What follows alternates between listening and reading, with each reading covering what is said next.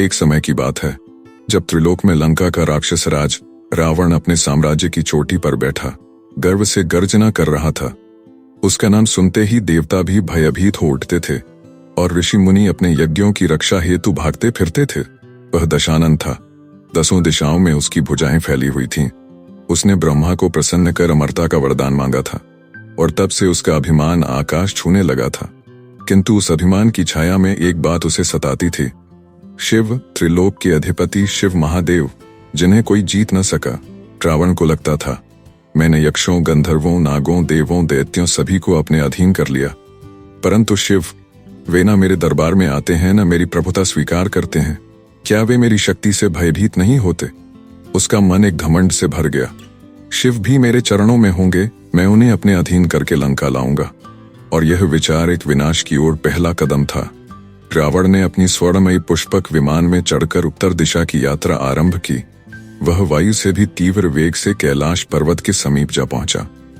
हिमालय की बर्फीली घाटियां, स्वच्छ निर्मल गगन, मुनियों का ध्यान और सिद्धों की गूंजती स्तुति से वह स्थान दिव्य लग रहा था।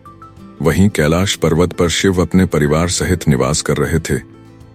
रावण ने अपने विशाल शरीर से पर्वत के चारों ओर की भूमियों को नापा। उसकी आंखों में चमक थी, अहंकार की।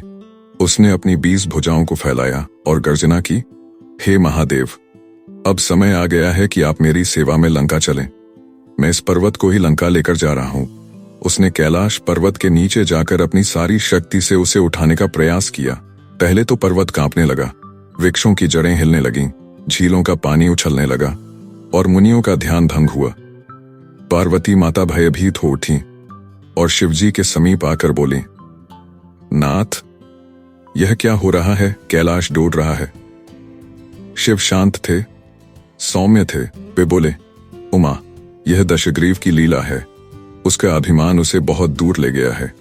अब समय है उसे उसकी मर्यादा दिखाने का। इतना कहकर भगवान शिव ने केवल अपने पैर के अंगूठे से धरती को स्पर्श किया। न कोई त्रिशूल उठा, न कोई तांडव हुआ, बस एक क्षण का दबाव और पूरा कैलाश पर्वत पुनः स्थिर हो। परंतु नीचे, वहां रावण अब पर्वत के नीचे दब चुका था। उसके 20 हाथ कराह रहे थे। उसका मस्तक चट्टानों में पिस रहा था। वह रोया, चीखा, पर पर्वत तस से मस न हुआ। उसके ब्रह्मांड को हिला देने वाले स्वर अब विनती में बदल गए। हे शिव, मैं दीन हूं, शरणागत हूं, मुझे क्षमा करें। रावण का गर्व चूर चूर हो चुका था। वह 12 वर्षों तक उसी स्थिति में दबा रहा, अपने अहंकार के बोझ में। और वहीं उसी पीड़ा से जन्मी एक अनुपम रचना, शिवतांडव स्तोत्र। रावण ने अपने अंधकार में भी जो काव्य रचा, वह शिव की स्तुति का सबसे दिव्य ग्रंथ बन गया। जटाटवी गलत जल प्रवाह पावित स्थले गले, वलंब्य लंबिता भुजंग तुंग मालिकाम। उसके स्वर कांप रहे थे, पर भक्ति से लबरेज थे। उसकी आंखों में पश्चाताप था, पर हृदय में शिव का प्रेम जाग उठा था। भगवान शिव उस भक्ति से प्रसन्न हुए। वे प्रकट हुए, त्रिनेत्रधारी, शांत, गंभीर और करुणामयी।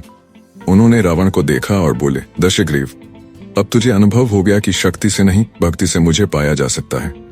तूने अपनी भूल स्वीकार की, इसीलिए मैं तुझे क्षमा करता हूँ। उन्होंने अपने अंगूठे को ऊपर उठाया। पर्वत हल्का हुआ और रावण मुक्त हुआ। उसका शरीर घायल था, पर हृदय निर्मल हो चुका था। उसने शिव के चरणों में गिरकर कृतज्ञता प्रकट की।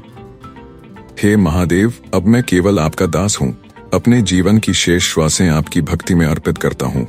शिव मुस्कुराए। उन्होंने वरदान दिया, तेरा स्तोत्र अनंत काल तक गाया जाएगा। जो भक्ति से, श्रद्धा से गाएगा, उसे मेरा साक्षात सानिध्य मिलेगा। रावण लौट गया, पर अब वह अहंकारी नहीं, शिव भक्त था। उसने लंका में शिवलिंग की स्थापना की और प्रत्येक दिन शिव की पूजा करने लगा। यही कारण है कि रावण, जो त्रेता में राम के हाथों मारा गया, फिर भी शिव भक्ति के कारण अमरता को प्राप्त हुआ।